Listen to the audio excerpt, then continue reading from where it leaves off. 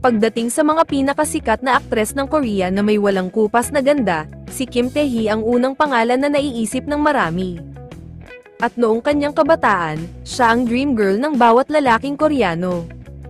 Ang kanyang mukha ay may golden ratio at delicate features, kaya siya ay tinagurian din na National Treasure of Beauty ng Korea.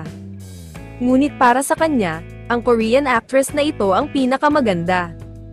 Sa isang variety show, tinanong siya kung sino ang pinakamagandang artista para sa kanya. At bilang top beauty ng Korea, direktang sinabi ni Kim Tae-hee na ang most beautiful celebrity ay si Shin Min-ah. Ang aktres ay isa rin sa most beloved stars sa South Korea, at kilala sa kanyang lovely at sweet appearance.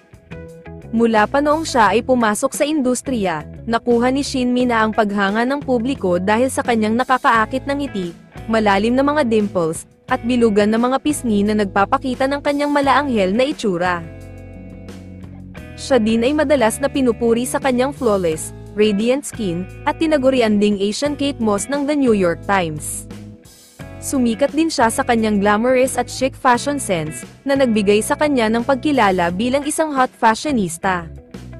Ang My Girlfriend is a Gumiho star ay isa ding model, at endorser ng iba't ibang fashion brands, tulad ng Calvin Klein, kung saan nakatrabaho niya ang Irish actor at model na si Jamie Dornan, at Giordano, kasama ang boyfriend at aktor na si Kim Woo Bin.